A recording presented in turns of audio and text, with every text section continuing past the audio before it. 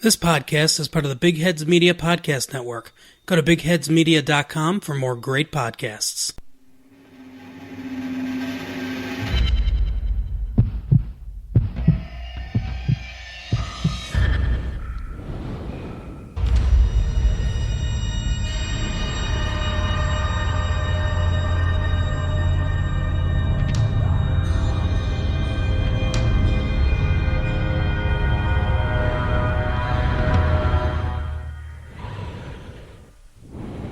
Welcome to Brew Crime. I'm Mike. And Beck. And Nina. All right, so this episode we are going to cover wrongful convictions of groups. Is that right? Is that what you said? Wrongfully convicted groups. We're going to cover wrongfully convicted groups. Mm-hmm. All right, so we are going to start with Beck today. In 1930s Alabama, justice is blind. Said no one ever. This is the story of the Scotsboro Boys. The beer that I chose to pair with this story is called Parallel 49, Filthy Dirty IPA. I chose this because Filthy Dirty is the only way to explain how Alabama as a state behaved during this whole trial. Wow. Can I do the honors? Mm-hmm. Yes, you can. The can says, "It's time to get down and dirty. The West Coast IPA may be full of filthy amounts of fruity and tropical hop character, but it's nothing but clean on your palate. All those other IPAs are a bore. We're here to hog the spotlight." Oh. That only makes sense if you can see the can, which you can see if you go to our website. Yes, exactly. It's got kind of the fun cartoon pig. Mm-hmm. All right, so it is definitely a very cloudy, although it's not murky like the New England IPAs. It's like a deep orange color, kind of the off-white color on the head. Did you see the ABV on that? It is 7.2%. It's got a floral head. It's got a fruity nose, but I'm not really picking out what fruit it is. Kind of sort of tropical, maybe. Not quite sweet. Do you get anything on the nose that I'm not? No. The flavor's a little more tropical, kind of melon. It's not super bitter. It's a little bit bitter. Kind of some resin and pith in there. Semi-sweet. I like this beer personally. It's not for everyone, though. It doesn't seem like it's a big hit for Beck or Nina. Mm-hmm. I drink a lot of this, though. Yeah, I don't know. Hey, not every beer is for every person. It's okay. I definitely like some of the Parallel 49 beers. Like, I definitely order them when I go to bars or restaurants or anything like that. But I think this one's just, personally for me, my palate is way too basic bitch for this. It hits on all the notes I don't even know are there. Alrighty, well, let's get into it. On March 25th, 1931, there were approximately 24 people hoboing on a Southern Railway freight train that departed from Chattanooga heading to Memphis, Tennessee. Have you guys ever heard of that before? Hoboing? No, but yes, did that change to loitering? No. Same, but different? Hoboing would be homeless and traveling, wouldn't it, usually? Yeah, so it's, as far as I can tell, it's the same as, like, riding the rails, where you just jump on the train and, hope you don't get arrested. Yep. Basically. Or die. Yeah. So about half of these people were African American and half were Caucasian. They were all men, excluding 2 Caucasian women. This didn't stop some of the white men from deciding that it was, quote, a white man's train. What? Vomit. One group of Caucasian teenage boys tried to push 18-year-old Haywood Patterson, who was African American, off the moving train. When this didn't work, they gathered rocks and tried to force all of the African Americans off the train. The African Americans were the aforementioned Haywood Patterson, who was 18 at the time. Yeah. He claimed that he had spent so much time on trains that he could light a cigarette on the top of a moving train. Fancy. Clarence Norris, who was 19 at the time, he left behind 10 brothers and sisters when he started this trip. Oh, wow. That's a lot. Charlie Weems, who was 19, Andy Wright, 19, was traveling away from home for the first time and brought along his young brother, Roy Wright, who was only 12. Wow. Olin Montgomery, 17, was nearly blind and was traveling in hopes of finding a job so he could afford a pair of glasses. Holy shit. Ozzie Powell was 16. Willie Robertson, 16. He was traveling in spite of a near crippling form of syphilis. Ooh. Yeah. The Sif. Yeah. And Eugene Williams was only 13 at the time. That'd be a very different Star Wars movie, The Revenge of the Sith. Oh, yeah. They're so young. It's so sad. I know. Some of them are so young. Yeah. Only 4 of these guys had ever met prior to this event. Wow. Do they also loot the trains or just take them to get to like city to city kind of thing? No, Maybe a it's bit like, of both. It's like hitchhiking Yeah. without waiting for someone to stop. The African American men successfully defended themselves, and so the Caucasians left the train humiliated. Like the classy group of guys that they were, they went to the sheriff to report that a group of African American teenagers had attacked them. Bunch of fucking crybabies. Yeah. Yeah. From the sheriff's point of view, this group had 2 things going for their story. They were white and they were male. So, obviously that was enough. Yeah. Boo. He deputized a posse and they went to the train, which had been stopped at Paint Rock, Alabama. They quickly arrested all the African Americans that they could find on the train, basically. As if this wasn't bad enough, 2 young Caucasian women, Victoria Price and Ruby Bates, also accused this group of rape. The 2 women went to the station and identified this group as the people that raped them. A doctor was called in to examine the women, but no signs of rape were found. Of course not. It never is. And of When course, it's the allegation at that point wasn't dropped. It's just assumed that, like, what? Well, they were white, so they're right. obviously... Okay. Yeah. So at the time, it was speculated that these women accused the youths just to divert attention from themselves, as they were suspected sex workers. So the train was stopped and the police were there, and they were like, What do we do? Oh, we've shit. been breaking the law and crossing state lines whilst breaking the law, so, So I was we right. better just say that this is what happened. Yeah. Yeah. Maybe just make it legal to be a sex worker and the whole problem goes away. Yeah. Well, I mean, this was in the 30s when it Yeah. was like... Very, very frowned upon. Oh, yeah, of everything course. was illegal. So as news spread about the rape accusations, a mob slowly formed. Soon after the youths were arrested, a lynch mob gathered at the jail in Scotsboro. They wanted the youths, who were now being referred to as the Scotsboro Boys, Yeah. to be surrendered to them. Thankfully, there was one man there decent enough to not let that shit fly.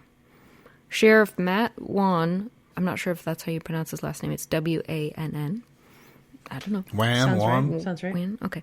Told the crowd that he'd kill the first person to come through the door. Okay. The mob parted as he went through. He called Governor Benjamin M. Miller from the courthouse across the street. The Alabama Army National Guard was sent to protect the jail. All this effort to protect them is obviously great, that they Yeah, wanted to definitely. make sure that these guys were protected until they could make it their way to court. But what they didn't provide them with was any legal advice Why at would you all. do that, right? Yeah. When they were brought to court, when the Scotsboro Boys were brought to court, they were escorted by 118 Alabama guardsmen, all armed with machine guns. These guardsmen escorted them through a crowd of thousands of people who had formed to watch the case and just see what the hell was going on. So a lot of them were in town at the time because it was market day in town. Mm-hmm. So, like, all the farmers had already come into town. Yeah. So it's not like all of them had crowded the town just to see the case, but Right. that was the reason that a lot of them were there, you know? Yeah. So they were tried for the supposed crimes in Scotsboro, Alabama, and the lawyers were lackluster at best. The only lawyer willing to defend them was named Milo Moody. He was 69 years old at the time and hadn't defended a case in decades. Oh, jeez. Stephen Roddy, a Tennessee real estate lawyer that was not versed in Alabama law, assisted him but didn't have time to prepare before they went to trial. He had requested a change of venue, but the judge felt the mass crowds were just curious, not hostile. Of course, yeah. They weren't biased at all. They were just like, hey, what's going on, you know? Bullshit. The original trials were outrageously fast. Clarence Norris and Charlie Weems were tried first. Their whole trial lasted only a day and a half. Victoria Price testified that she and Ruby Bates witnessed the fight between the two groups of men. Yeah. And that one of the African-American men had a gun. She went on to say that after the fight, they raped her at knife point. She cracked jokes while being cross-examined. Fuck. So they had a gun, but she was raped at knife point, even though there was no evidence that she was actually raped. Mm-hmm. Okay. Yep. Got it. Then even though this horribly traumatic thing happened to her, while she was on stand, she was still like cracking jokes about it, and the all-white crowd loved it.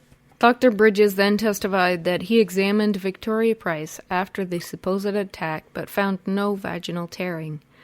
Ruby Bates went through her initial testimony without mentioning the rape at all. It didn't come up until she was cross-examined.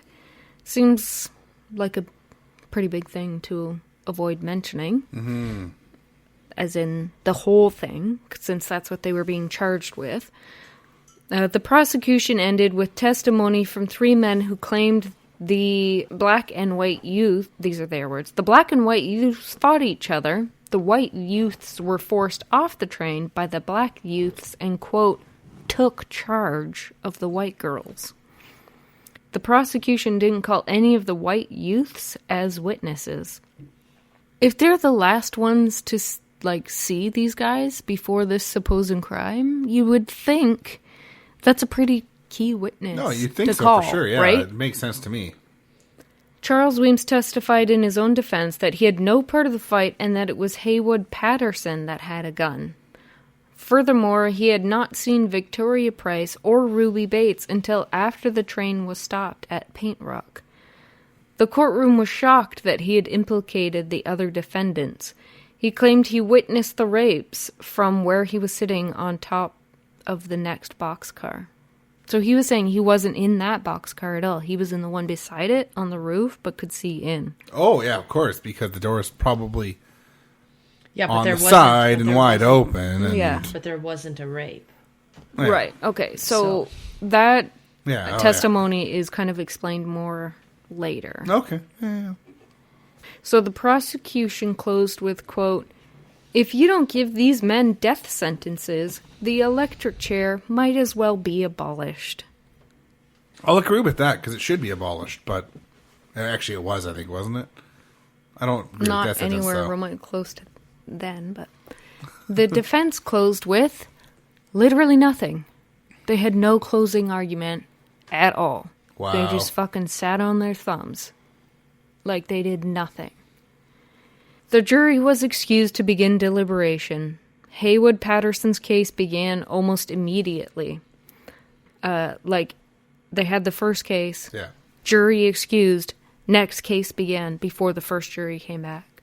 So they're 2 hours into Haywood Patterson's case, and they had to momentarily excuse his jury so the jury from the first case could come in and announce their verdict. That's how, boom, boom, boom. The judge was just trying to power through them. And I bet you the jury was just, all white people. Oh, yeah. Yeah. A jury of its peers. Yeah. Okay, so the second jury left, and the first jury came back, and they said that they found both men guilty and sentenced them to death. The crowd inside and out of the courtroom cheered. A band that was set up outside for a car show began playing in celebration. Wow. There's no fucking way that the second jury didn't hear it and that didn't influence their decision. Yeah. I mean, I think you're just splitting hairs at that point, though, right? Well, the defense requested a mistrial based on this. Like, Yeah. the defense of this second case was like, hello, everyone can hear this. Yeah. Well, the whole And the trial's judge a was joke. just like, no. The whole trial's a joke. So. Pretty much, I think they already had their sentence in mind Yeah. and the conclusion of this. So it was just more like first show. We are going through the judicial system, and Yeah, they're going guilty through the anyway. motions, yeah. Yeah. So But the speed of it is what is it's so insane. Yeah. shocking. And these are children also we're talking about, like young boys too. Yeah. Yeah, like the oldest one was 19. 12 to Yeah. 19 is what Which we're is- talking about here. Redonkulous. So Victoria Price gave pretty much the same testimony as she did in the first trial, but went on to accuse Haywood of shooting one of the white youths. No proof of that at all. So where's the victim? Yeah, Who got shot? I guess it's like a Nintendo game. They just disappear once you shoot them. Oh, of course. Yeah. Yeah, okay. Poof. And Dr. Bridges gave same testimony as in the first. Some of the other accused men testified, as did Haywood himself. And whether it was out of confusion or panic or whatever, they ended up contradicting each other and even themselves at Oh, wow. times. But But I think I had mean, they proper representation, legal representation, you can be coached in like that nervousness to just like get your facts straight as Yeah. you see them, and consistency. By no means should the two defendants be coached together or anything like that. No. Because that's also bad juju. But they need to know how to perform under pressure when being grilled. Especially, given this time and age where classism was definitely a thing. and Really the bad. seriousness of the case. Absolutely. So the next case, the third one, was for Ozzie Powell, Willie Robertson, Eugene Williams, Olin Montgomery, and Andy Wright. They were all together in the Yeah. third trial. So Victoria's testimony was basically the same, but this time was flourished with more details. She claimed the group broke into two groups of 6. I mean, there was only 9 of them, so that Yeah. right there doesn't make sense. And she wasn't raped. So, Yeah. but obviously that's besides the point at this point. According to her, they broke into two groups of 6 and raped the 2 women at the same time. She said that Eugene Williams was the one that held the knife to her throat. Also now, it wasn't just Eugene Williams that had a knife, because that's what she said in the first Yeah. place. All of them had a knife. Oh, of course. Everyone had a knife this time. So all of the knives. It's like in Fantasia, where they chop up that broom, and then it turns into a bunch of brooms. I think it was like that. If you say so. You haven't seen Fantasia? What the hell is wrong with you? The cartoon?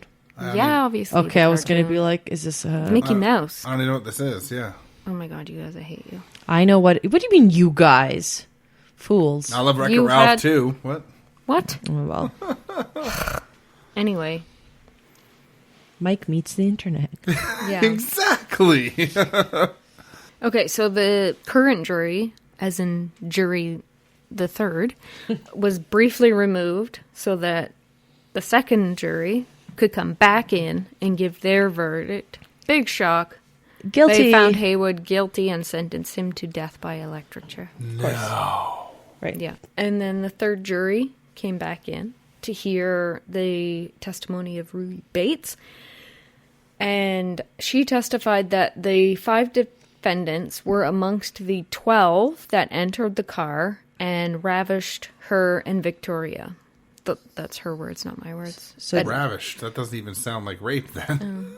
So then now there's 12 again, even though there's 9. Yeah, I don't know. I guess there's 3 missing. I don't know. Math. Yeah, it's They- okay. It's they hard. don't- okay. It's fine. So the defendants themselves were the only ones to testify in their defense. Like, their defense attorneys didn't bring anyone else in. Like maybe the doctor who says like this bitch wasn't actually assaulted. Yeah. Right. No. Sorry, that would have been too common sense. No. Sorry. Yeah. My bad. A young Caucasian male from the train testified that he saw all 5 of the defendants in the gondola car, but did not confirm whether he saw the women raped or not. That would be the most pretty- important thing, wouldn't it? Bit vague, I think.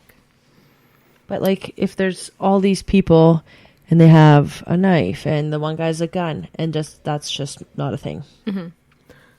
So the defense must have been exhausted from a hard day of doing fucking nothing at all, because they again skipped doing closing arguments.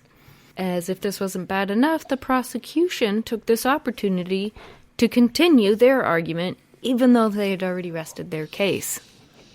The defense objected to this, but the judge allowed it. He's already guilty. Just stop Yeah. it. Like, What's that? Beating a you stick said with you a, were done. Beating a horse with a dead stick. Beating a dead horse with a stick. Yeah. Yeah. So the jury began deliberation at noon. Roy Wright was the next one up on the docket. He was 13. He was only 13 on his trial date, and so it was not a death penalty case because he was so young. It shouldn't have been a case at all, but okay. Yeah. Only Victoria and Ruby testified against him, and his jury was excused to make their decision by 9 p.m. Wow. So it was very quick. So the ladies are claiming that they were raped by multiple, but no evidence. Right, so they're saying that all of these supposed 12 men raped them, even though there's only 9 on trial. And no evidence of a rape And that no happened. evidence of a rape whatsoever. Okay. Yeah, so just to clarify, in case anyone's confused, the first trial was 1.5 days, and the other 3 trials were all held in 1 day. What the fuck? Yeah, so clearly speed was more important than justice. April 9, 1931, at 9 a.m., Ozzie Powell, Willie Robertson, Eugene Williams, Olin Montgomery, and Andy Wright were all found guilty and sentenced to death by electric chair. Roy White's jury couldn't agree on a sentence. In spite of the prosecution not requesting the death penalty in his case, 7 of the 12 jurors were insistent that Roy receive a death sentence. He's 13. Yeah. And there's no actual evidence other than fucking racism. Yeah. But you don't need evidence on this racism, right? So the remaining 5 people were against it, and it's been since speculated that at least some of those 5 felt that he was completely innocent, but they couldn't bring themselves to say so because of, The ringleaders. racist societal bullshit. And they knew what would happen to them if they said that this African-American boy was innocent. Yeah, so it's easier to play a coward and kill a 13-year-old. Yeah, exactly. Versus just fucking man up. Yeah. Yeah. But it's fine. So because they couldn't agree on the sentence, the judge declared a mistrial for those 5. The executions for the ones that were found guilty were scheduled for July 10th, 1931. That was literally the earliest date that was allowed in Alabama law. On July 7th, the Alabama Supreme Court issued stays of execution while the appeals were filed. They were being held in cells right next to the execution chamber. Oh, fuck. The chamber held the infamous Yellow Mama.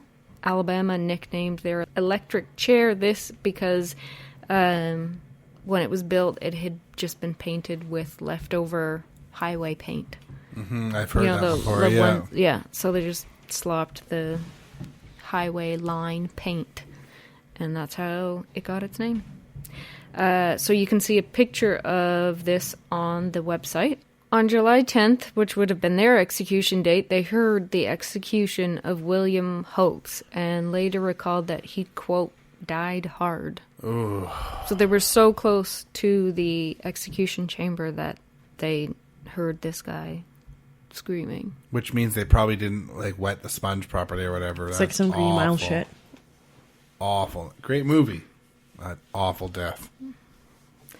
The NAACP offered the services of famed criminal defense attorney Clarence Darrow. The Communist Party became aware of the case after a demonstration in Harlem. They offered the assistance of their legal department, the International Labor Defense, or ILD. The Scotsboro defendants let the ILD handle their appeal. The ILD hired attorneys George W. Chamlee, who filed the first motions to get new trials for all the defendants, and Joseph Brodsky. After a private investigation, George Chamley offered Judge Hawkins affidavit stating that it was found that Victoria and Ruby were both sex workers that serviced men regardless of race. His argument was that this proved that the women likely lied during testimony. The judge forbade him to read these affidavits in court. This is like the only thing this judge and I are going to agree on at this point, because even if they were sex workers, that doesn't mean that they said yes to all men. You know what I mean? So I don't know that their occupation is relevant at all. But I also feel like maybe in the situation when they meant all men, maybe they didn't mean like consensual and not consensual. I think it was definitely like more racially motivated comment per se. Yeah. Like they would take money from who they could, even though, like, I don't know. Do you know what I'm trying to say? I do know what you mean. Does that sound weird? I do know what you mean, but the defense attorney's point of view was that these aren't my words, that they were prostitutes, so obviously they couldn't be trusted. Right. And I don't agree with that. No, neither do I. Safe word is yes. Safe word is no. Yeah. Oh, cut that out. That's weird. No safe word. Okay. Just delete that. Okay. When this was denied, George pressed for a change of venue, as the blatant celebration when the first verdict was read wasn't just evidence that the jury, as well as the whole damn county, was biased against the defendants. It had clearly spoiled the remaining juries. Obviously, unless they had, like, earplugs and headphones and, like, were in a silent room, they fucking heard, you know? Judge Hawkins denied this motion as well. Shock. At this point, Joseph Brodsky arrived with an additional lawyer from the ILD. His name was Irving Schwab. Together they argued that their clients didn't get adequate representation. Understatement. That they were not provided enough time to prepare for trial. Understatement. Obviously. The juries were bullied by the crowd. Obvious. And that it was unconstitutional for African Americans to have been excluded from jury selection. As far No so shit. jury of their peers, but not. But none of their peers. As far as the procedural arguments, the state Supreme Court found that there were none. What do you mean? No, there was nothing wrong. It was fine. So what we need here is a sound effect for, like, an eye roll. Oh, I was going to say a vomit. Like, Yeah. fucking joke. This is bullshit. On March 24th, 1932, Eugene Williams was granted a new trial, as he was a juvenile and shouldn't have been tried with the others. Or at all. Yeah, well, yeah. It's besides the point, I guess. The remaining defendants were denied a new trial and had their executions rescheduled. Only Chief Justice John C. Anderson disagreed with this decision. He didn't believe the defendants had received a fair trial. He felt the fact that the National Guard had escorted the defendants back and forth was enough to affect the jury. Yeah. Guaranteed. Totally. The fact that the previous defense lawyers didn't even bother with closing arguments was an obvious sign that they were underzealous at best. The group appealed again to the U.S. Supreme Court. The case started on October 10th, 1932. For this round, the ILD hired Walter Pollack. The Attorney General of Alabama, Thomas E. Knight, represented the state. Walter made it was pretty much the same as the same arguments as they had at the state level. Thomas said there was no mob atmosphere and that the local judge's ruling about that was proof enough. And it's like, Yeah, because he's not biased, so you should definitely hard lean on that. Yeah. So, good news, bad news. The good news is the U.S. Supreme Court found the defendants had been denied effective counsel and reversed the state's ruling. Chief Justice Anderson's aforementioned arguments were quoted repeatedly in this decision, so boom, good for him. It wasn't that they thought the lawyers themselves, the defense lawyers themselves, were negligent. It was that they felt the judge was wanted a quick trial so badly that he didn't give them any time to prepare or basically do freaking anything. Like due diligence. Mm-hmm. Bad news, they sent the case back down to the same judge for retrial. And I wonder how that went. Yeah, because that went really well the first time, so that makes sense. Good news, bad news again. Good news, Judge Hawkins granted the change of venue almost immediately. Bad news, he sent it to the rural community of Decatur. The families of Victoria and Ruby lived really nearby this area, and it was also commonly known as a KKK territory. Oh, wonderful, because a bunch of black men are really going to get well represented there. Yeah, what a fucking asshole. I think it's called a jury of their peers. The ILD now brought in Pointy Samuel Leibowitz. He'd never lost a murder trial before. They kept Joseph Brodsky as the second chair for the trial. The case was presided over by District Judge James Edwin Horton in Morgan County. 2 years had passed since the original incident. The community was still very heated about it, but there were some that believed the group was innocent. No. There were hundreds of reporters around, and the defendants were once again escorted to court by armed guards.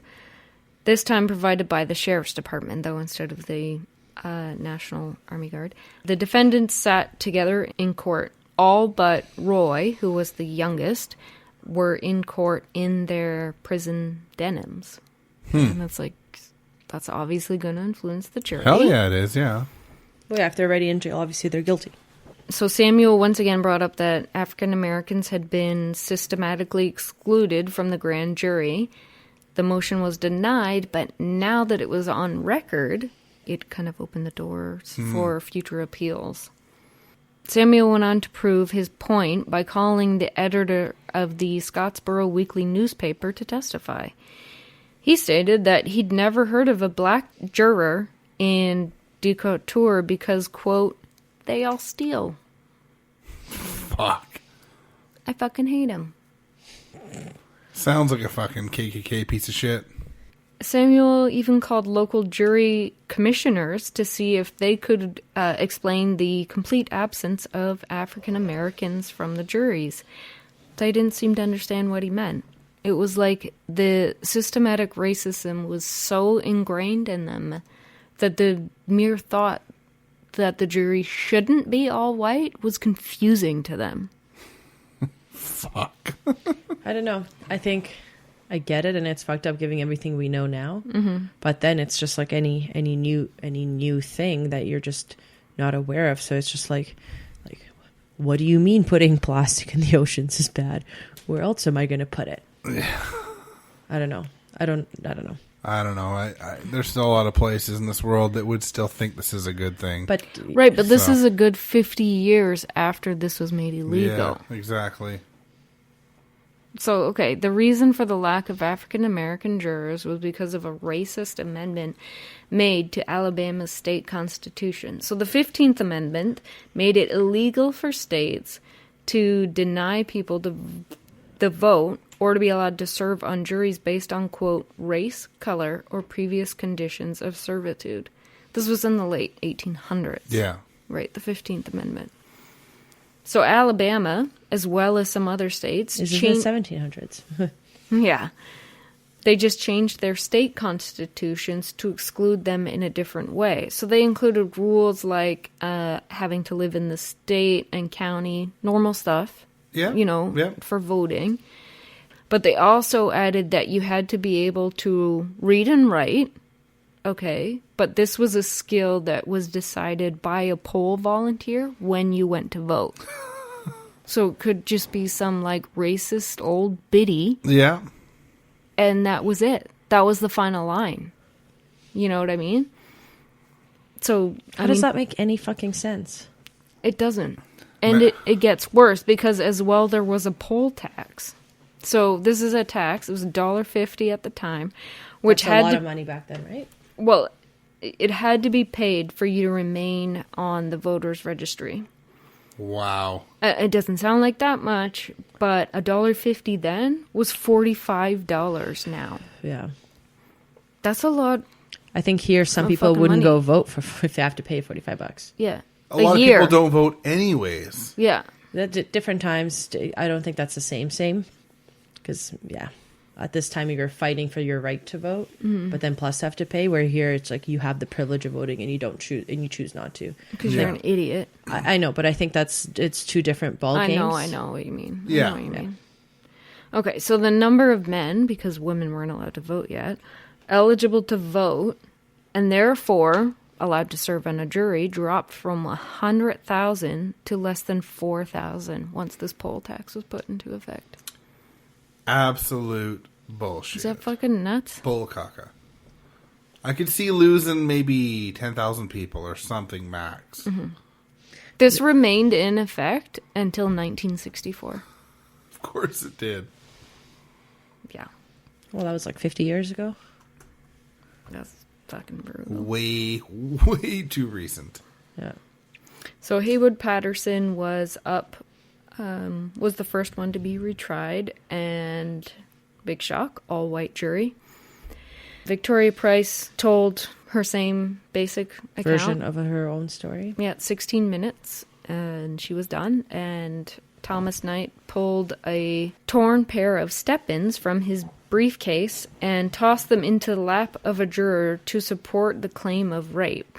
So step-ins are like as far as I can tell, you know, the silky loose shorts that women in the 1920s and 30s wore under their dress. That's what that was. Except the actual medical examiner who said it never happened. But that's fine. Mm-hmm.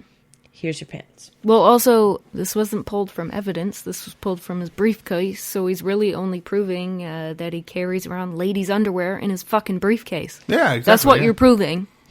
That's the only thing you're proving. Why do you have ladies' underwear in your briefcase? Because he's a weirdo. Fucking weirdo. Hey, let's not yuck someone's fetish, but kind of weird. Why are you carrying it to work? Yeah, I agree. That's not necessary. BTK shit.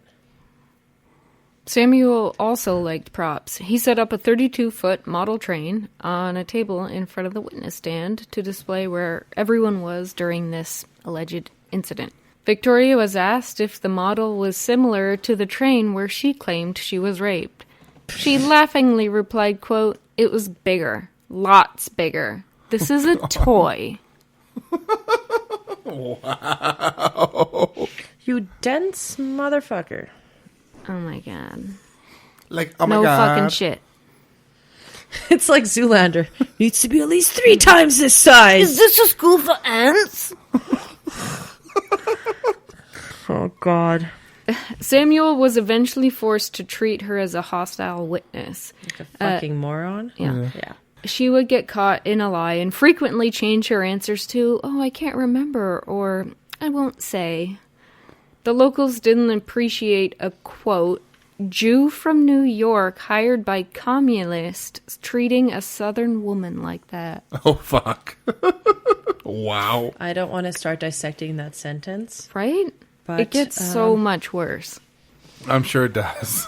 The whole fucking case has been awful. Sympathizers became worried for his life. National Guard Captain Joe Burleson? Sure. Okay, Cool. yeah. Promised to protect the group, quote, "as long as we have a piece of ammunition or a man alive." That's good. Good. He even raised the drawbridge across Tennessee River to keep a group who was threatening to kill them out of the area. A fucking drawbridge? Did he also ward off the evil dragon? Oh, I hope so. A drawbridge, you guys. That's the dragon breathing fire. I don't want to be unfair to the southern states on this, though, because the judge and the prosecutor had also received multiple death threats. And the judge began carrying a loaded gun with him on his way to and from court. Is this like an actual gun or like the gun like from the case and the knives? No. Like a pistol. Just in case, you know. Yeah, no, it totally makes sense. America. Fuck yeah. There it is. Samuel did a hell of a job on cross-examination. Ticket agent W.H. Hill said he had seen the accused and alleged victims in the same car, but Samuel got him to admit that he actually didn't see the women at all until they were off the train. And how's their car all of a sudden? Or like a train car? A train car. Okay. A train I was car. like, where's the vehicle now? I thought we were in a train line. A train car. Okay. Thank you. Tom Rousseau, who had to make the same correction to his testimony. He had said that he had seen them all together in one car, but actually, bullshit. Lee Adams testified that he had seen the fight, but actually he was a quarter mile away from the fucking tracks at the time. No way. Yeah. It's got really great 20/20 vision. That's where actually they came up with that. So. Mm-hmm. It's actually called Lee Adams vision. Bullshit. Anyway, he also proved that Ori Dobbins couldn't have possibly seen what he testified to from where he was on the train. So he was like on the car next to them above it, but actually there was no clear view. There was no sight line. Which totally makes from sense. where There he shouldn't was. be. Yeah. You would only ever be able to see into most train cars from the sides. From the sides, because that's where the big door is. Yeah. Okay. Or windows if it's the passenger car. And it was dark at night, and there wasn't lights, and you're full of shit. Mm-hmm. Yeah, wah, wah. Years after the trial, it was discovered that a second doctor, Dr. Marvin Lynch, had also examined the women after they made the accusations. He knew they had not been raped and said that the women laughed when he tried to examine them. Like it was just a fucking joke to them. He couldn't testify for the defense without risking his practice and possibly his life, and the prosecutors had withdrew his testimony as repetitive. What the Even though he was fuck? saying not what the other doctor was saying, which was, oh yeah, there was evidence of sex. But, fuck, whatever. Yeah, what the fuck? The only reason the judge hadn't forced him to testify was that he truly thought that Haywood would be found not guilty. So he didn't want to. That's not a thing, though. Like I know. You have your right to have everything at your disposal, all evidence, right? All evidence. Well, it's obviously bullshit case. Not going to happen. Like, oh, damn it. Mm-hmm. I was wrong. I'm an idiot. Mm. So 5 of the men accused testified that they had never seen the 2 women until after the train was stopped. Willie Robertson said he was in a car at the back of the train, which was nowhere near the incident. Olin Montgomery was in a tank car by himself and was unaware that anything had even happened until after the train stopped. Ozzie Powell said he saw a fight, but he wasn't involved. Mysteriously missing from this trial so far was Ruby. She had disappeared from her home weeks before the retrial began. Shortly after the defense rested, with reservations, 2 guardsmen came into the courtroom with Ruby between them. A short recess was held. Victoria was giving Ruby such a stink eye that Thomas Knight had to tell her to calm down. Ruby then testified that not only was she not raped, she knew for a fact that Victoria hadn't been either. As a matter of fact, the defendants hadn't even said a single word to either one of them. Jesus Christ. She said that she just went along with Victoria's story to avoid getting arrested for crossing a state line with a man. Why was that even a crime? Second of all, holy shit. Yeah, so I covered that. That trollop. Back what? when we did the Bonnie and Clyde one. Right. So you can't cross the state with a man unless you're married. It was against the law. Or your family, probably. Well, that's fucking... Anyways. Right. So they were 2 single women. Well, they weren't single. Yeah. But they weren't with their husbands. Crossing a state line with a bunch of men. They would have been arrested just for that.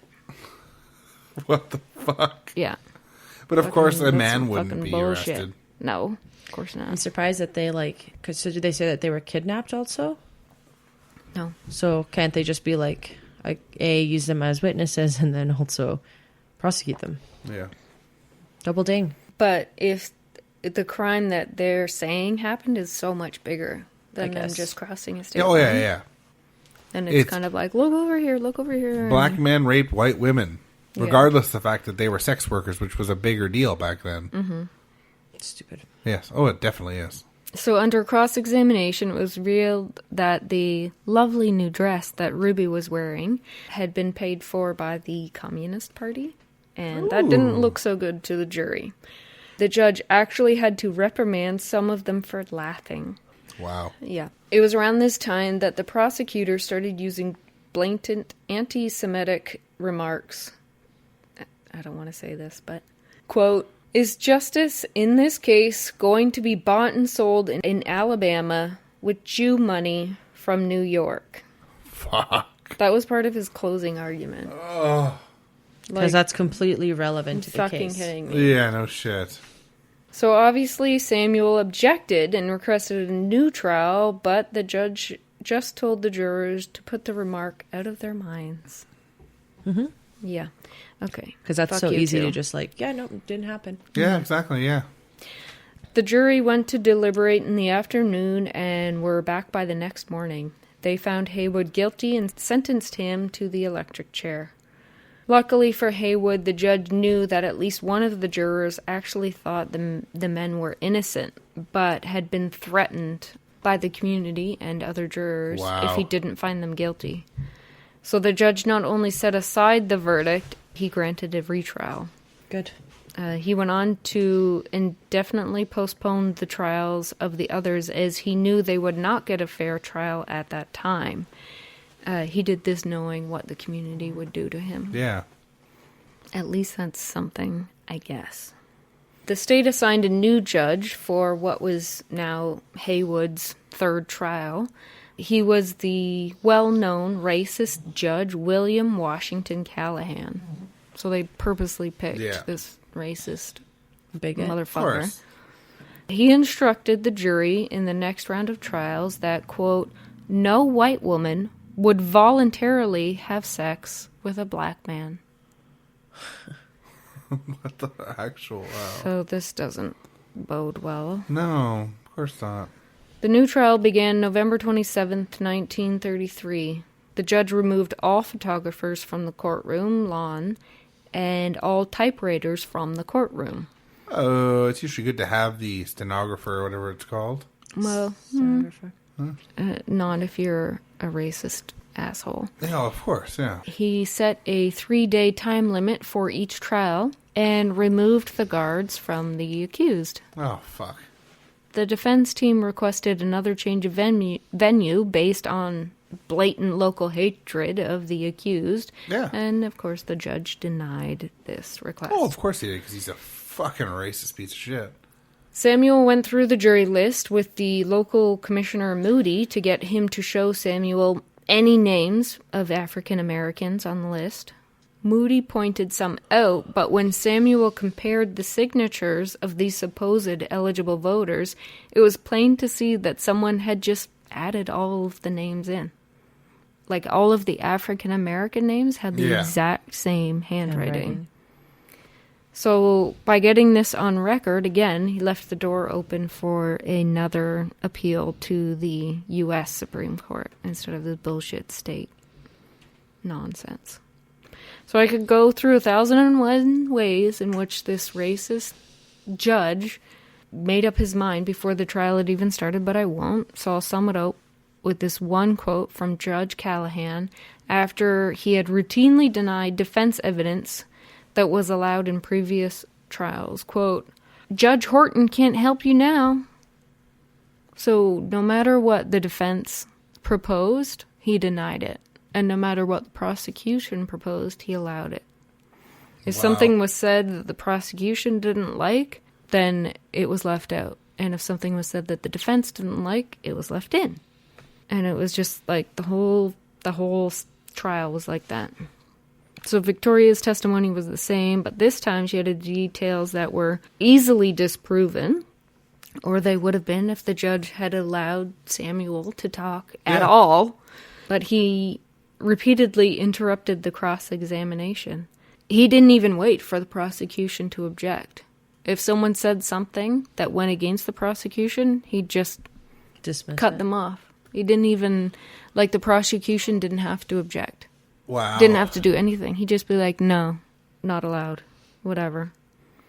So Ruby was too sick to travel from New York for this trial, so Samuel tried to get legal deposition to be used in this case, but the judge wouldn't budge on the 3-day time limit for each trial, so it didn't arrive back in Alabama in time. Of course not. Not back then. Yeah, no. Yeah, so the jury didn't hear it at all in time for Haywood's case.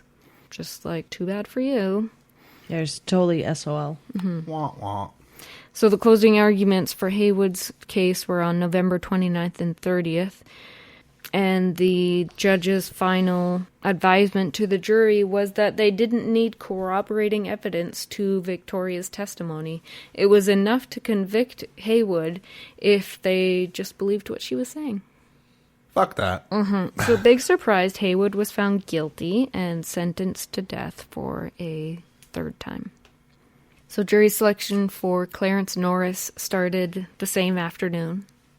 This time Victoria added another pistol, because why not? Yeah, why not? Who's better? Everyone has knives. You gotta take it to the next level. When the judge doesn't Second give a gun. shit, might as well just add. Like, at this point, she may as well say that a fucking Minotaur did it. That'd be as long cool. as they could somehow blame the Scotsboro Boys, Yeah. then it didn't matter, right? Exactly. Who fucking cares? Ruby Bates's late deposition was allowed to be used because it was, here by now. But the prosecution objected to most of it, and of course the judge agreed, so most of it wasn't allowed in anyway. Closing arguments were on December 4th, and Samuel tried to appeal to those who were deciding out of fear what the verdict would be and what the sentence would be. But it didn't work. After 14 hours, the jury returned a guilty verdict and another death sentence. Fuck. Samuel quickly appealed both cases to the U.S. Supreme Court based on the fact that African Americans had been excluded from both jury pools. They both got a stay of execution. The case was presented to the U.S. Supreme Court as Norris v. Alabama by Samuel Leibowitz, Walter Pollack, and Osmond Frankel. And that was February 15th to 18th, 1935. The court actually found in favor of Norris and reversed the convictions for a second time. Unfortunately, there was a technical failure to appeal in Haywood's case, so his appeal was dismissed. I couldn't really find out what that meant or whatever, but on April 1st, 1935, the U.S. Supreme Court sent the cases back a second time for retrials to Alabama. And basically it was decided that it didn't make any sense for Norris to get a second trial, but to execute Haywood, even though they'd been put through the same, racist Proceedings, bullshit. Yeah. So they both got another trial. Jeez. Yeah, it's just years going like back and forth, right? Okay, so finally, the final round of pre-trials began May 1st, 1935. Creed Conyer was the first African-American to sit on an Alabama grand jury, and he was there that day. By this point, Samuel had recognized that having himself as lead attorney wasn't really helping the defendants anymore because so many of the locals hated him and just saw him as a complete outsider. So in this round of trials, he assisted local lawyer Charles Watts against the same Thomas Knight, who by now was lieutenant governor of the state. Oh, wow. Holy shit. Yeah, no bias there. Charles requested that the case be moved to federal court as it was obviously a civil rights case, and the judge denied this and set the retrial date for January 20th, 1936. The trials remained much the same as the previous time, so Haywood's trial was 3 days. Fuck. He was found guilty, sentenced to 75 years. It was the first time that an African-American man convicted of raping a Caucasian woman didn't receive the death penalty.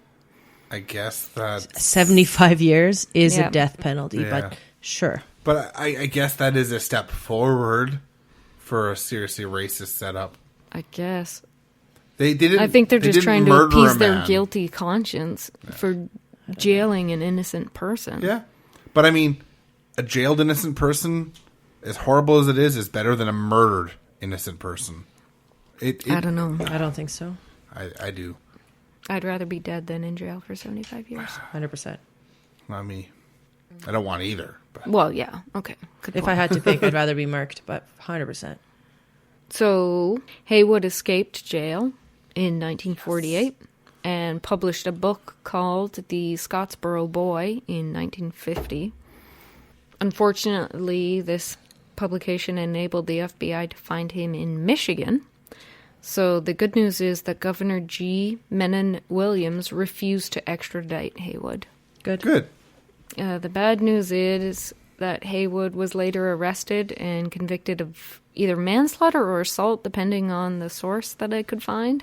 He'd stabbed someone in a bar fight. And Actually, this time? yeah, actually this time.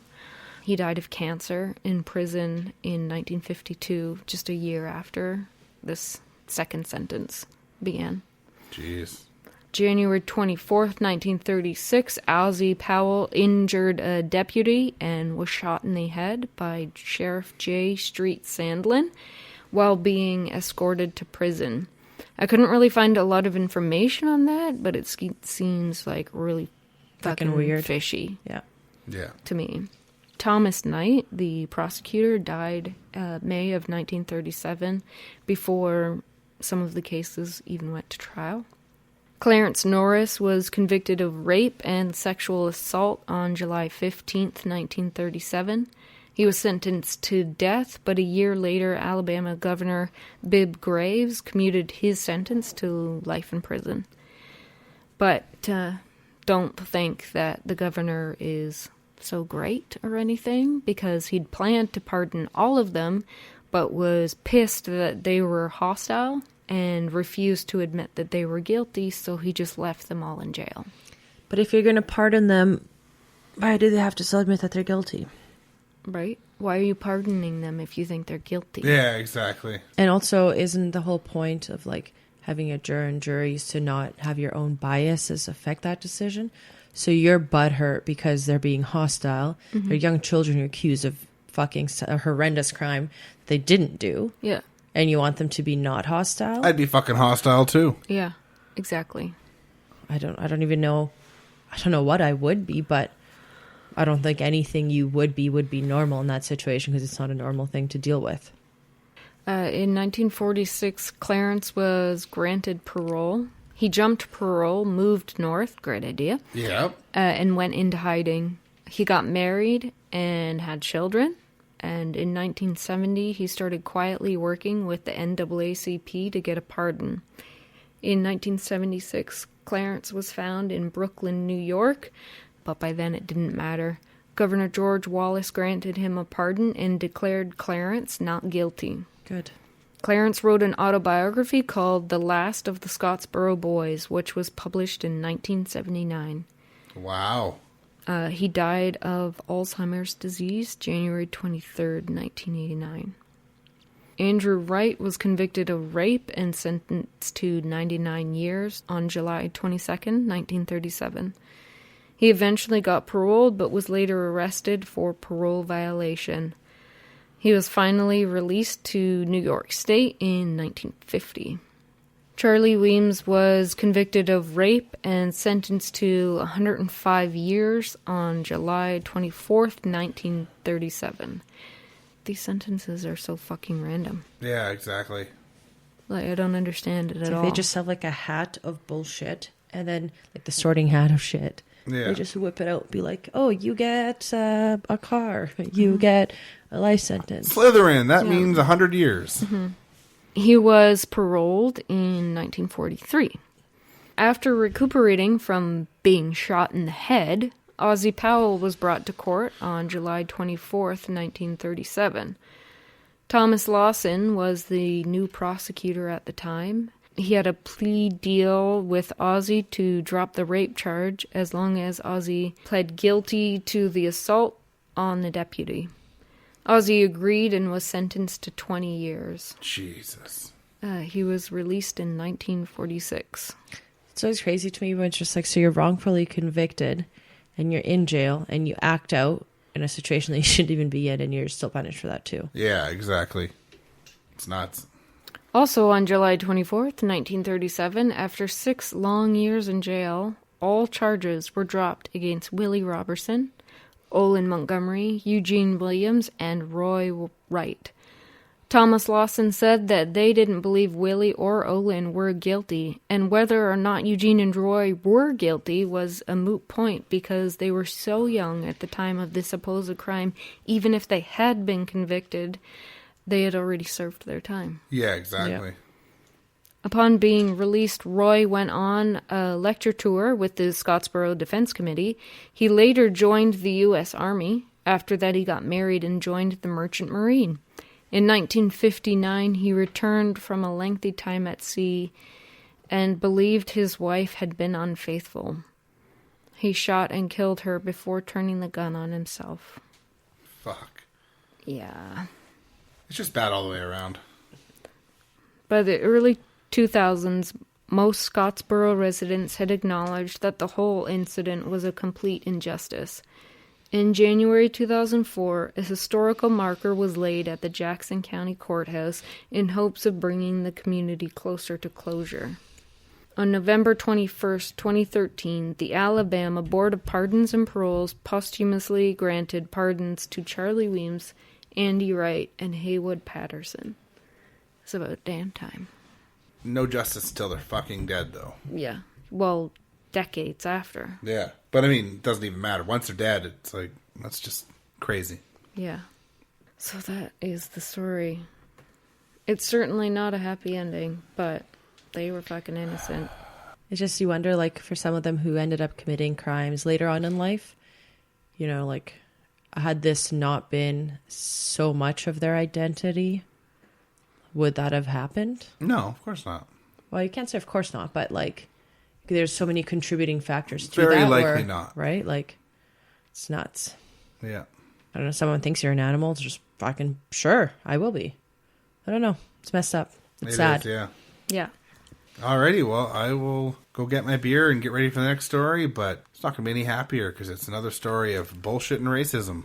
Do you like betting on sports? If you said yes, then do we have the place for you? Bet on hockey, NFL, college football, golf, soccer, or whatever sport you're into. It's all up to you. MyBookie is the premier place to bet on all your pro and college sports action.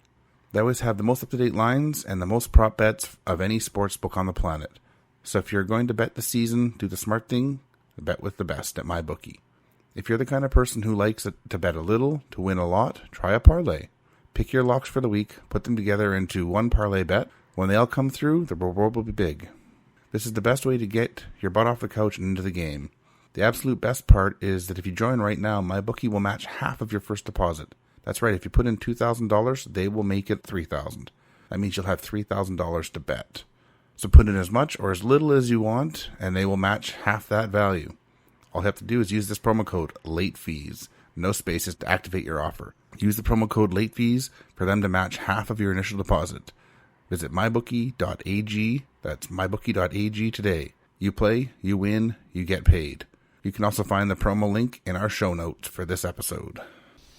A young woman was left murdered, but sadly this was not the only innocent victim to fall to this crime. This is the case of the Dixmoor 5. Alright, and the beer I have paired with this story is Old and New, a photo-aged wild ale from Two Crows Brewing out of Halifax, Nova Scotia. I actually got this beer out of trade from a podcast out of Halifax called 902 Brewcast. So this is not available currently, I don't think, locally here, although some of the Two Crows beers are. And this one is 5.4% alcohol. So let's crack this open. All right, this beer is a very, very cloudy yellow color with a white fluffy head on top. It's got kind of a grainy, citrusy note on the nose. little bit of funk, sort of semi-sweet, quite citrusy on the flavor. Definitely a little bit of funk. It's got a little bit of tartness in it. Definitely citrusy, sort of some citrus pith, some spices. Really not any bitterness or anything, but it's nice. Like it's got I think as you sip it, the tartness kind of takes over a little bit, but yeah, I definitely agree really with the refreshing to me. tartness. The tartness is kind of like reminiscent of like an orange, not an orange juice, but sort of a citrusy juice. Yeah, it's not too much. Yeah. What do you think, Nina? I don't know. I saw you doing some puckery face. I don't know. It's definitely really citrusy. It's really fizzy too. Yeah, Like, it's super definitely bubbly. well carbonated for sure. Yeah, more carbonated than a lager or something. But it's a well made beer, and it's really good to see some beers coming out of Halifax that are really well made and really interesting. For people that don't know, this beer is made by Jeremy Taylor. He is one of the former head brewers of Bridge Brewing Company in North Vancouver. So it's got to tie into our local breweries here. All right, so with my case, as is always important, let's start with the victim that was murdered because she never got the chance to live her life. Teresa Matthews was 14 years old in 1991. She was in 8th grade and was going to Rosa Parks Middle School in Dixmoor. Dixmoor is a town about 29 kilometers or 18 miles from Chicago and had a population of about 36,000 people. Looking up the statistics of the town still sits at about 36,000 people all these years later. And, you know, places usually seem to grow, so it kind of gives a little hint of what the area is like. And I guess Chicago in general has been pretty Dodgy. dodgy in the last little while. Her passions were fashion, design, and also singing in her high school choir. She did seem to enjoy school as she liked the subject of math and hoped to one day become an accountant. Oh my god. She loved her mother and made her laugh when she could. She would always joke that her mother needed to find a man, and her mother would counter back with, why did she need a man when she had her? I mean, both of those things are sad. Yeah. Nobody needs a man. Exactly. Or a partner, but yeah. Yeah. Well, I do. I'm lonely as fuck. Wait, what is it? Swipe right. Oh yeah, I don't know. That wasn't a thing last time I was single. Yeah. Me neither. And now that I'm single again, it's fucking weird. All right. On the afternoon of November 19th, she was spending time with her great-grandmother, who also lived in Dixmoor. This is something that she would do almost all days after school. This is a quote. She called me that day and told me she was on her way home, but she never made it. I knew something was wrong when she wasn't on the bus, said Teresa Matthews, the victim's mother. She had left her great-grandmother's house sometime after 3 p.m., but she just was nowhere to be found. This would be the last time she was seen until her body was found on December 8th. Her body would be found on a path that ran beside I-57 highway that made its way through Dixmoor. She was found shot to death, with it being obvious the killing shot was in the mouth at close range with the .25 caliber pistol. Damn. Execution. She was also the victim of rape, as her body was found naked from the waist down. Her underwear was found around one ankle, and her jeans were laid across her chest. The investigators would be able to recover some semen from both vaginal and rectal swabs. That's horrible. The investigation would begin right away, but the case would go cold for 10 months until October 20th, 1992. On this day, they had Keno Barnes, 15, allegedly informed the police that he had heard from Jonathan Barr that he had seen Teresa get into a car that had both Robert Lee Veal and Robert Taylor in it. This was via police report. At the time of the murder, the three men above would all have been 14 years of age. Oh my god. It's like fucking kids. Yeah. 9 days later, on October 29th, they would bring Robert Lee Veal in for questioning. Robert was held for questioning for 5 hours straight and was not able to see an attorney or his parents for counsel. That's fucked. Like 5 hours. Yeah, it's crazy. At the end of the questioning, he would sign a handwritten statement that would implicate not only himself, but also 4 other young men in the rape and murder of Teresa. I'm sorry, but he's a minor. he should always have the right to have his parents. But I think it's besides the point at that time, right? Like when they zero in on their suspect and this is their dude, like that's everything, like common fucking sense goes just out to the wazoo because that doesn't matter. Yeah. Fucking sick. Those young men were Jonathan Barr, 15, Robert Taylor, 15, Shireen Sharp, 17, and James Harden, 17. All 5 of them would be put through high-pressure interrogations. These interrogations were set up in a way that they would produce false confessions for all 5 guys, and it would lead to all 5 being convicted. During these investigations, the boys claimed that they were physically abused and were also threatened. All things that almost always guarantee a false confession, even in adults, but especially in young people. One of the 5 guys also confessed to only having an IQ of 56 and was diagnosed with developmental disabilities. So just to give some idea of what that means, the average IQ is said to be around 100, with genius level people coming in at about 160 and up. And those numbers come from verywellmind.com. So Robert Taylor, again, without his parents or representation, would be pushed to sign a handwritten statement that would say that he and 4 other guys had killed the victim. So then moved to October 31st, Shireen Sharp would sign his own statement of guilt after 21 hours in custody. Like in custody or interrogation, or it just says in custody? It says in custody, but it sounds like it was under interrogation at the same time. Dang. So would you have guessed that all 3 of these confessions were contradictory? Say what? Yeah, I mean, it's 3 kinds of bullshit, right? Yeah.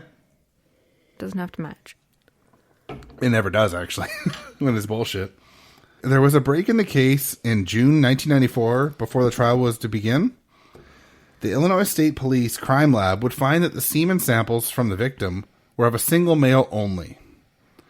All 5 of the defendants would be excluded as sources of the semen, but the state wanted to punish someone for the crimes, and as they had no other leads and had signed confessions, they proceeded with the trial for the 5 young men. Well, I mean, why spend money on getting the right person when you already have 5 black men in custody already? Yeah. I mean, it's like BOGO over and over, right? Yeah. You already got them, so. At first, the judge had enough doubts about the confessions to make sure that Jonathan Barr and Robert Taylor would be tried in juvenile court. In the end, these 2 boys would end up tried as adults anyways. As can often happen, 2 of the guys would plead guilty and then testify against the other 3 so that they could get shorter prison sentences when they ended up in court. Classic. Those 2 were Shireen Sharp and Robert Lee Veal, and it would ensure that they only got 20-year sentences with parole available after only 7 years. Over the next 2 years, the remaining 3 boys, Robert Taylor, James Harden, and Jonathan Barr, would be convicted. The year of the convictions would be 1995. These sentences would be massive also, as Robert Taylor and James Harden would get 80 years and Jonathan Barr would get 85 years in prison. I don't understand. I don't understand the sentencing system. No, I don't either. But I think they'll have, like, for this crime you get 5 years, for this one you get 10 years, for this one you get 12 years. Mm-hmm. You're convicted of all 3, so we add up all those together and you get 32 years. Yeah, I don't know. But what are all the different crimes in this case? Or like for my case, it was all the same crime. Yeah. They were all accused of the same thing. So what was with the... I don't know, because this guy gets 75, this guy gets 95, this guy gets 99, this guy gets 100. This guy was 10% more hostile than you were, so we're he gonna gets roll 10%. The dice. Well, it's all fucking bullshit. None of this should even be a discussion. Yeah, exactly. So not only that, but all their appeals would be denied, even when they tried for a post-conviction DNA test. So leaving 1995, all kids languished in prison for a long time. So let's move forward to 2009, in the month of August, for the next movement in the case. So yes, 95 to 2009. It's only 14 years. Kidding. So, yes, that would be 14 years for these innocent men.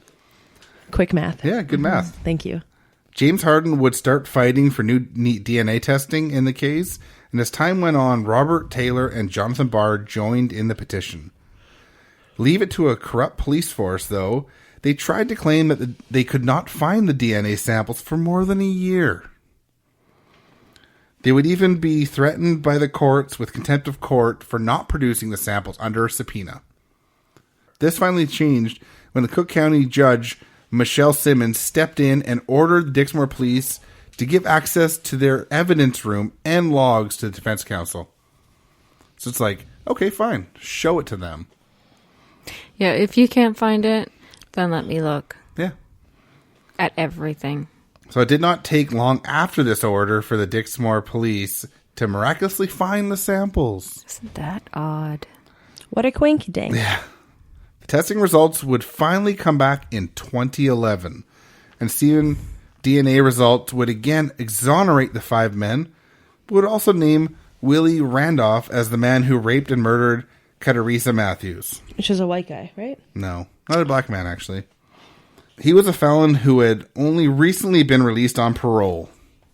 Finally, on November 3rd, 2011, State's Attorney Office would vacate all convictions for the men and would dismiss all charges.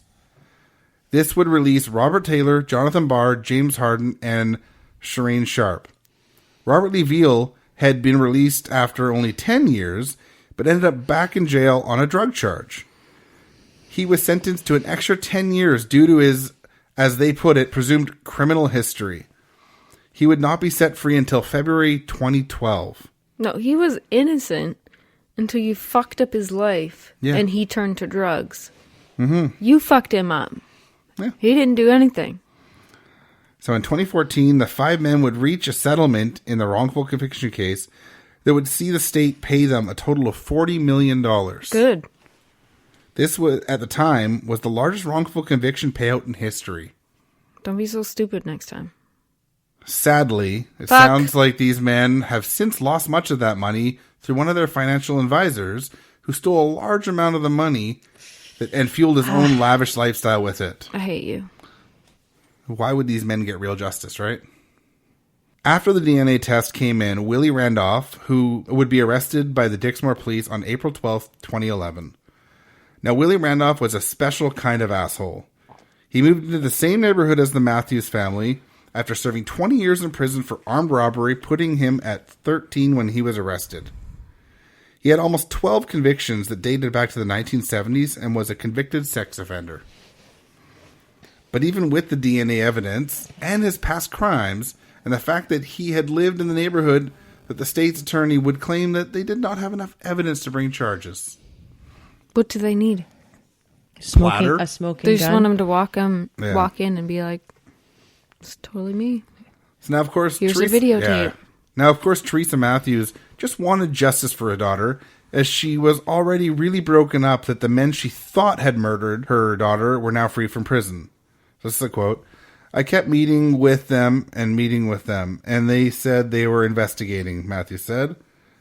They said, we don't have enough evidence. And I said, what more do you need? You have DNA. It just doesn't make any sense. It would take until September 1st, 2016 for Willie Randolph to finally be charged with the rape and murder of Cateresa Matthews. So I cannot find what the sentence was, as this trial started in early 2019, but I can only hope that the Matthews family and the 5 men that were sentenced finally get some justice. So that's my case. It sounds so eerily similar to the Central Park 5. Yeah. So I Googled quickly, and that was in, I think it said 85. Let me see. Just in general, it's racism against groups of black men. Mm-hmm. Just, it continues to happen. Beck's story, my story. That It's why I wanted to do this as, like, the theme. Yeah. Because it's like, it doesn't matter what decade we're in, the same pattern repeats itself. Fucking learn. Over and over and over. But the Central Park 5, sorry, it happened in 89. This happened in 2001. Exactly. So and mine was in the 30s. 5 black men, and then yours is 91. Like, 91, yeah. It's just like you guys just, well, I guess at 91, the Central Park Five were still considered as being guilty. Yeah. But to me, there's just so many similarities. Attack on a white woman, three Right. black kids. Well, this is actually a black girl, but yeah. But okay, attack on a woman. The evidence doesn't point to them. Not allowed to talk to their parents and their fucking children, like in both of your cases, right? Like This is why I wanted to do this, because it's the same bullshit. It doesn't matter what case it is. Yeah. It keeps happening over and over and over again, and we never learn. Yeah. I don't want to say never. I don't want to think of it like that. You know what I mean? I guess But we can leave the fucking there. learn. But yeah. Hard to fucking learn for sure, it seems. All right. So Nina's story is a big one, and we didn't want to cram it all three, especially since mine was so ass long. It needs more time. It deserves more time. Deserves more time. Ready. It's kids again that are accused of a bunch of bullshit. Lots of media coverage with this one from many, many different angles. So I just wanted a bit more time to make sure I do the story justice and how long this episode was. Next episode is, next kind of special episode. I'm using air quotes, which you can't see. But yeah, stay tuned. All right. Well, thanks for tuning in. You can find us on social media at Brew Crime. You can find us also on our group on Facebook at facebook.com Brew Crime the group or something like that. Just look up Brew Crime the group on Facebook. You can support us on Patreon at patreon.com/brewcrime. The money goes towards upgrading your equipment and making the show better. So cheers to all of our Patreon supporters. So our true crime supporters are Ange, my mom, Amber, Daniela, and True Crime Nana. 3 Beers In podcast, and the faves of our lives. You can also buy our swag at brewcrime.threadless.com, and you can go to our website at brewcrime.com. Thanks for tuning in. Bye. Smell you later. Bye. Cheers.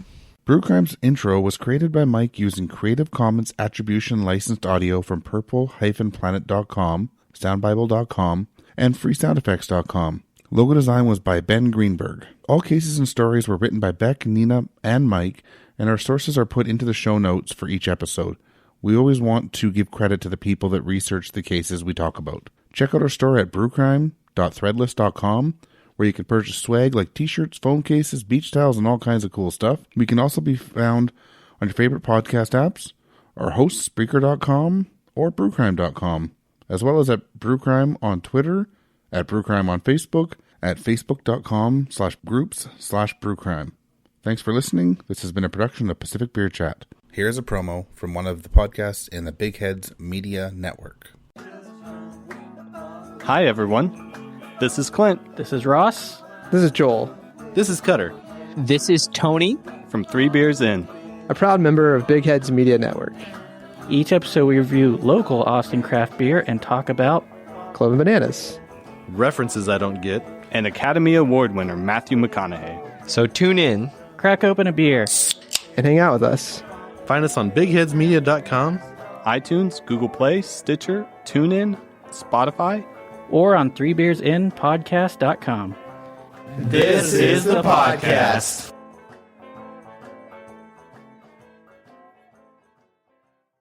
Now here is a promo from a fellow true crime or spooky podcast that we really enjoy. Hope you'll take a listen. Hey, I'm Stan. And I'm Drew. And we are your hosts of Bad in the Boondocks. Bad in the Boondocks is a fresh take on true crime podcast. We are a father and son team from way back in the sticks of South Carolina. Yeah, in a town of less than 500. And we have a shared passion for all things true crime. So, every Saturday we get together and swap stories about a true crime event. We try and find the most twisted and vile losers of our human race. Now, you won't hear a lot of endless banter on Bad in the Boondocks. But what you will hear is all the unedited facts on the cases we choose, no matter how gory or troublesome they are. And you'll hear it all with a unique southern flair. And along the way, you'll hear just the right amount of discussion and jokes to keep you and us from completely losing your mind.